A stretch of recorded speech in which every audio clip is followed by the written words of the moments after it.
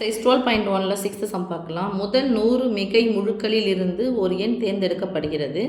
அது ஒரு பகா எண் அல்லது 8 மடங்காக இருக்க நிகழ்தகவு யாது? 100 மிகை முழுன்னு சொன்னாவே, மிகை முழுக்கள்னு சொன்னாவே மைனஸ் நம்பர் வரும், 0 வரும், ப்ளஸ் நம்பர் வரும். இது மிகை முழுக்கள்னால் ப்ளஸ் மட்டும்தான் நம்ம எடுக்க போகிறோம். அப்போ 100 மிகை முழுக்கள்னால் 1லேருந்து நம்ம 100 வரைக்கும், ப்ளஸ் 1லேருந்து ப்ளஸ் 100 வரைக்கும், அதுதான் கூர்வெளி. அது ஒரு பகா எண். அப்போ 1லேருந்து 100 வரைக்குமான பகா எண் நீங்கள் 6வதுலேயே படிச்சிட்டிங்க. இல்லைனாலும் பரவாயில்ல, இப்போ நான் எழுதுவேன், அப்போ தெரிஞ்சுக்கோங்க. 8 மடங்கு, மடங்குன்னா பெருக்கல் வாய்ப்பாடு. அப்போ 8வது பெருக்கல் வாய்ப்பாடு எதுலேருந்து போட போகிறோம்? நம்ம 8வது பெருக்கல் வாய்ப்பாடு எதுக்குள்ளே தான் இருக்கணும்? நம்பரு 100க்குள்ளே தான் இருக்கணும். அதை தான் வச்சு போட போகிறோம். பார்க்கலாமா? ஸோ கூர்வெளிக்கு போயிடலாமா? கூர்வெளி 6வது கணக்கில் கூர்வெளி எஸ் போட்டுக்கலாம். எஸ் ஈக்குவல் டு மிகை முழுக்கள் சொல்லிட்டாங்க. So 1 2 2 to 100.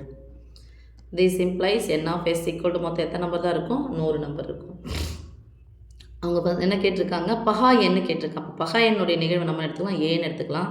1லேருந்து 100 வரைக்குமான பகா எண்கள் உங்களுக்கு தெரியும். 2 3 5 7 11 13 17 19, அடுத்து 23 29 வருமா?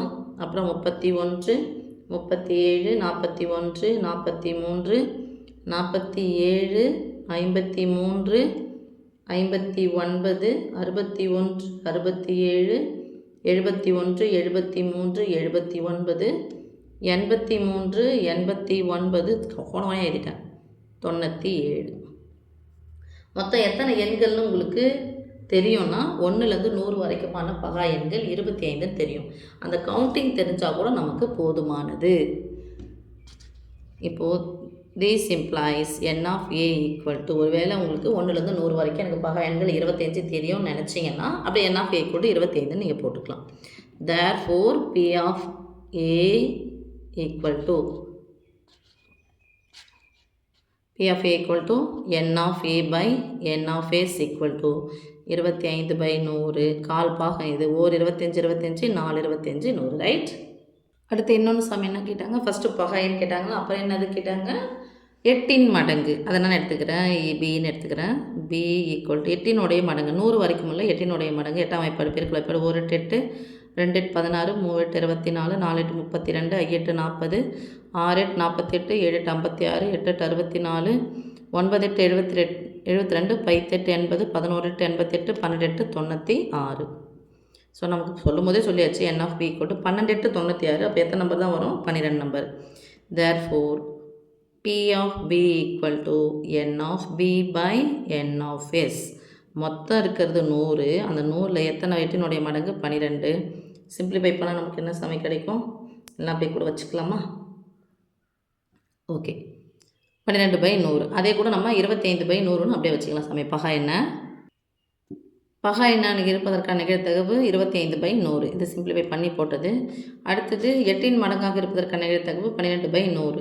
இதில் என்னென்னா ஏவுக்கும் பிக்கும் பொதுவானதாக எதனா இருக்கான்னு பார்க்கலாம். ஏவுக்கும் பின்னா என் ஆஃப் ஏ வெட்டு பி.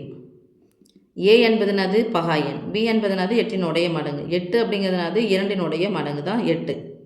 இப்போ ஸ்டார்ட் பண்ணுற நம்பர் எதுலேருந்து ஸ்டார்ட் ஆகுது? 8லேருந்து ஸ்டார்ட் ஆகுது. நமக்கு பகா எண்கள் பாருங்கள், 2 மட்டும்தான் இரட்டைப்படை எண், மற்ற எல்லாமே நமக்கு ஆட் நம்பர்ஸ், அதாவது ஒற்றை எண்கள் தான் வரும். இது மட்டும்தான் இரட்டை எண், மற்ற எல்லாமே நமக்கு ஒற்றை எண்கள் தான். 8 அப்படிங்கிறது இரட்டைன்றதுனால எதுவுமே ஒற்றை எண்கள் வரவே வராது.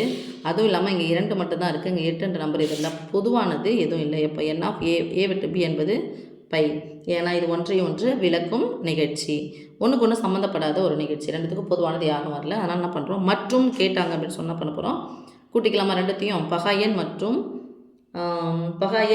மற்றும் இல்லை அல்லது. அல்லதுன்னு கேட்டால் என்ன பண்ணணும்? கூட்டணும். மற்றும்னாவே வெட்டணும். ஸோ என்ன கேட்குறாங்க? பி ஆஃப் ஏ அல்லதுன்னு கேட்டால் என்ன பண்ணணும் சாமி? கூட்டணும். ஏ சேர்ப்பு B equal to B of A plus B of B minus B of A விட்டு பின்னு வரும். இது ஒன்றை ஒன்று விளக்கும் நிகழ்ச்சினால பை பொதுவாக வந்துருச்சு, அதனால் போட வேண்டிய அவசியம் இல்லை.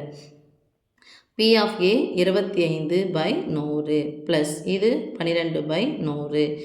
ஒரு பின்னையன் ஒரு பின்னையன், நடுவில் ப்ளஸ் மைனஸ் பகுதிகள் பார்க்குறோம். எத்தனை முறை 100 வந்தாலும் ஒரே முறை போடுறோம். ரெண்டுத்தையும் கூட்டினா எவ்வளோ வரும்? 37. 37 ஒரு பகா எண்.